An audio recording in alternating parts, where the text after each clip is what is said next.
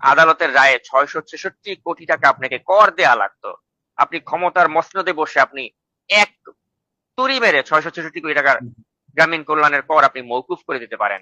আপনি ক্ষমতাশালী হওয়া মাত্র আপনার বিরুদ্ধে যত মামলা আছে ধরে নিলাম সব মামলা ভুয়া, কিন্তু আপনি তো মামলাটাকে যথাযথ আইনি প্রক্রিয়া দিয়ে মোকাবেলা করবেন। আপনি তা না করে আপনি যখন এক্সিকিউটিভ অর্ডার দিয়ে আপনার বিরুদ্ধে সব মামলা প্রত্যাহার করে ফেলেন, আপনি যখন আপনার গ্রামীণের সরকারের 25% কর্তৃত্ব সেটাকে আপনি কমিয়ে 10% করে ফেলেন, তখন বোঝা যায় যে আপনি আপনার এই ক্ষমতাটাকে এনজয় করছেন।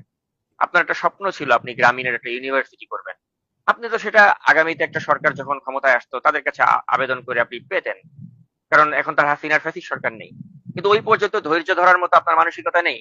আপনি দেখেছেন আমি এখন ক্ষমতার মসনদে বসছি, এখনই সুযোগ একটা ইউনিভার্সিটির লাইসেন্স বাগায় নাও। আপনি কি করলেন? আপনি গ্রামীণ ইউনিভার্সিটির লাইসেন্স বাগায় নিলেন। আপনি ক্ষমতায় বসছেন, আপনি দেখলেন এখনই সুযোগ একটা আদম ব্যবসার লাইসেন্স বাগায় নাও। আপনি গ্রামীণ এমপ্লয়মেন্ট সার্ভিসের একটা লাইসেন্স বাগায় নিলেন। আপনি ক্ষমতায় বসছেন, আপনি আপনার গার্লফ্রেন্ড, এক্স গার্লফ্রেন্ড বা গার্লফ্রেন্ড, আপনি তারে বানায় দিলেন স্বাস্থ্য উপদেষ্টা, যার স্বাস্থ্য সম্পর্কে কোনো জ্ঞান নাই, সেই নূরজাহান বেগমকে আপনি বানায় দিলেন। আপনি কি করলেন? আপনি আপনার আরেক বান্ধবী, তাকে আপনি বানায় দিলেন একজন এসডিজি বিষয়ক মুখ্য সমন্বয়ক। তো এই যে আপনি যেই কাজগুলো করছেন, স্বজনপ্রীতি করছেন, লামিয়া মোর্শেদ যিনি আপনার ইউনিস সেন্টারের নির্বাহী পরিচালক ছিলেন তাকে সরকারের বসায় দিলেন। আপনার গ্রামীণ ব্যাংকের যিনি ডিরেক্টর ছিলেন নূরজাহান বেগম, তাকে আপনি স্বাস্থ্য উপদেষ্টা বানায় দিলেন। আপনি আপনার আপন ভাইয়ের ছেলেকে আপনি আহ, আপনার উপ প্রেস সচিব বানিয়ে দিলেন, অপূর্ব জাহাঙ্গীরকে। তো এই সব কিছু দিয়ে আপনি কি প্রমাণ করছেন? আপনি প্রমাণ করছেন যে আপনি ক্ষমতাটাকে খুব এনজয় করছেন। আর আমরা মূর্খ কিছু লোকজন আছি যারা মনে করি যে ডক্টর মোহাম্মদ ইউনুস তিনি একটা মানে একদম মানে ফেরেশতার মতো মানুষ, তিনি অনেক নির্লোভ একজন ব্যক্তি, তিনি তার জীবনে সবকিছু তো তিনি ট্রাস্টের মাধ্যমে মানুষকে দিয়ে দিয়েছেন, নিজে কিছু ভোগ করেন নাই, খুব সাদা মাটা জীবনযাপন তিনি করেন। আমার কথা হচ্ছে যেই ব্যক্তি সাদা মাটা জীবনযাপনের দাবি করেন সেই ব্যক্তি কেন এত লোভী হবেন?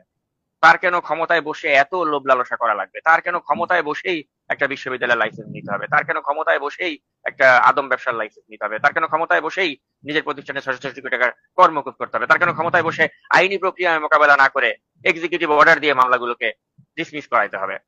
সবকিছু ইঙ্গিত করে একটাই, উনি ক্ষমতাটাকে মজা পাচ্ছেন। আর যখন একটা বাঙালি ক্ষমতার মজা পাওয়া যায় সে কিন্তু ক্ষমতাটাকে আর ছাড়ে না। তো ডক্টর ইউনূস ঠিক তাই, এত মজা পাওয়া গেছে, এখন এই মজা কেন তিনি ছাড়বেন?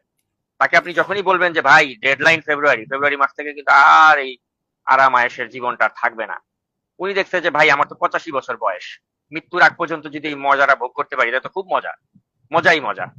তো এখন আপনি যদি ওনারা বলেন যে না চাচা আপনার 85 বছর হয়ে গেছে বয়স, ফেব্রুয়ারি মাসে নির্বাচন করে দিয়ে আপনি বিদায় হন, উনি বলবে না আমি করবো না। তোরা যে যা বলিস ভাই আমার সোনার হরিণ চাই। উনি সোনার হরিণের মজা পাওয়া গেছে, এই মজা উনি উপভোগ করতে চায়, এবং এই জন্য উনি ডিপ স্টেটের অংশীদার হতে রাজি আছেন। এই জন্য উনি যে কোনো ষড়যন্ত্র করতে রাজি আছেন। ক্ষমতা তাকে ধরে রাখতে হবে।